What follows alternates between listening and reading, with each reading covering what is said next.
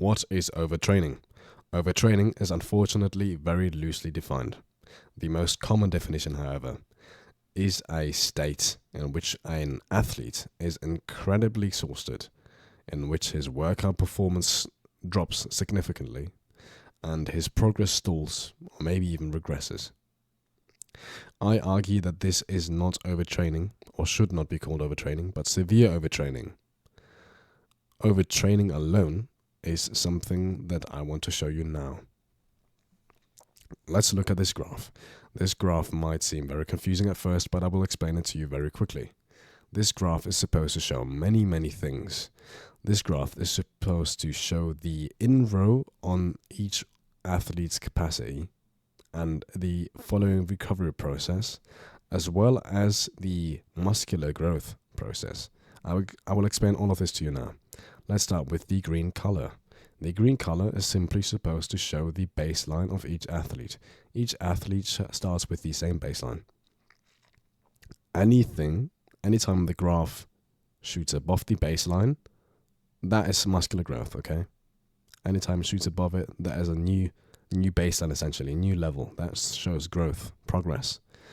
Okay, the red color is supposed to show the fatigue and damage in-row on the resources, on the capacities of each lifter, which the lifter then needs to recover from.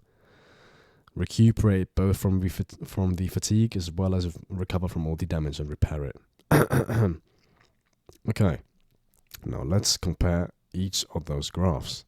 Let's look at lifter number one. Lifter number one trains with a very low frequency. As you can see, his jumps are way bigger and they are much less than on the other examples. The athlete has his baseline, he trains. All athletes train the same way, by the way. That's why they all have the same in-row. It's all 2 squares for every athlete. He trains and he recovers. He recovers for quite a long time because he's training with a low frequency. And then the line actually flattens. It becomes parallel to the horizontal line here, meaning that he is fully recovered and he's not even recovering anymore. He's just got this new baseline. So basically he waits a little bit too long. Then he trains again and the same thing happens again and again and again.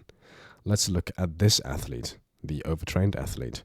He's also got his baseline. He then trains, he recovers, and look at that. He shoots above the old baseline, meaning that he grew, he made progress, and he progresses again and again and again and again. So how exactly is this guy overtraining? I mean, he's making progress, isn't he? Well, because he's not fully recovering. As you can see, all these athletes, they do the same workout, and the only difference between those 3 people, those 3 examples, is the frequency.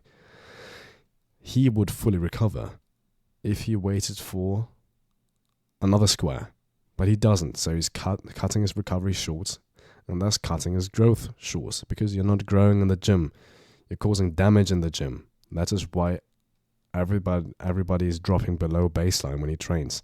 You're growing during the recovery process, so if you cut your recovery short, you're missing out on gains, and you're undermining your progress. So while you may still be progressing, you're basically missing out on gains. Now this guy is what most people consider an overtrained guy, although he's severely overtrained.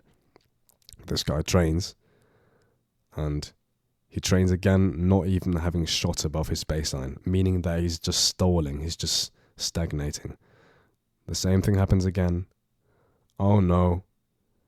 There's so much fatigue and damage accumulating that he's actually starting to regress. And his progress turns into a nuclear bomb. You don't want this to happen. Now, why do people train with such a high frequency? Well, that is because everybody's kind of focusing on the train a muscle group twice a week thing, which is unfortunately suboptimal, because people have got individual recovery abilities, believe it or not. So having one standard that everybody just adheres to doesn't make sense. This is not like a one-size-fits-all principle, okay? We need to respect individuality here. This can visualize the individuality in recovery abilities of each athlete very, very clearly. So all those people train the exact same workout. As you can see, it goes down 3 squares on every single athlete, and they train with the same frequency as well. The line ends at 7 squares for every lifter. 1, 2, 3, 4, 5, 6, 7, 7, 7. Okay.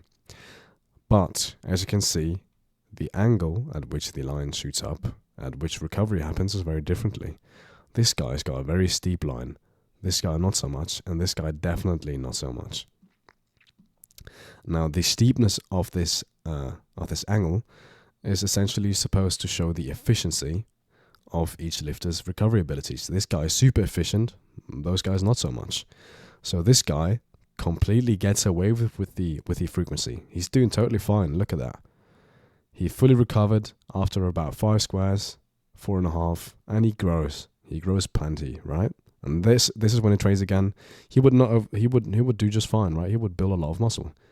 This guy, he's doing the same frequency, same workout, but he's barely recovering. Look at that. That is a tiny amount of growth. If he's severely overtraining, almost. You know, he's almost stalling. This guy, he didn't even fully recover after seven squares. You know, this is real, guys. This is the genuine difference between the recovery abilities of athletes. And if you think that there's like one best frequency, like training 6 times a week is just the best, training every muscle group twice a week is just the best, then you're just disregarding the factor of individuality. Like, we're not all the same guys. Like, believe it or not, but we've kind of got different abilities, genetics, and capacities. So what is the motivation behind this super high frequency? Where does this come from? Why do people still disregard what I just told you about? Well, this is unfortunately motivated by a fear of missing out on gains, and the fear of shrinking. I don't know if you've ever met someone like this, but some people get sick. They can't train for like 2 days. And the next time they go into the gym, they're actually scared of taking off their t-shirt because they think that they shrunk. They actually believe that they lost like 5 kilograms of muscle mass, of lean tissue within 2 days. This alone kind of hints at everything, right? I mean, this is what they think muscular hypertrophy and atrophy looks like. They've got the baseline, they train, they recover. Then apparently they're fully recovered. They aren't, because the line is not parallel to the horizontal line. They think they're fully recovered because that's what their frequency chart says. Right? They just listen to the best frequency, right? Optimally best frequency. And then, after they've apparently fully recovered, they instantly atrophy. That's what they think. This doesn't make sense at all physiologically, but they probably think that like the devil is making them atrophy or something. I don't fucking know.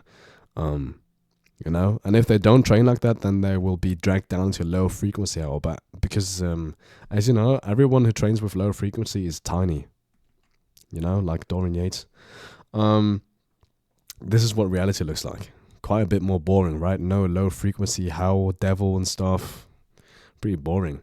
You just train, you recover, you've got your new baseline, and then it kind of just stays like that, unless you drink alcohol every day, sleep for 2 hours every night, and don't eat. But that's probably not what you do because you're an athlete. Yeah, pretty boring, huh? Alright guys, I hope that this was very helpful. Thank you for watching this video. As you can tell, this is quite a unique format and very interesting content, so subscribe because a lot more is coming. And this will be very insightful.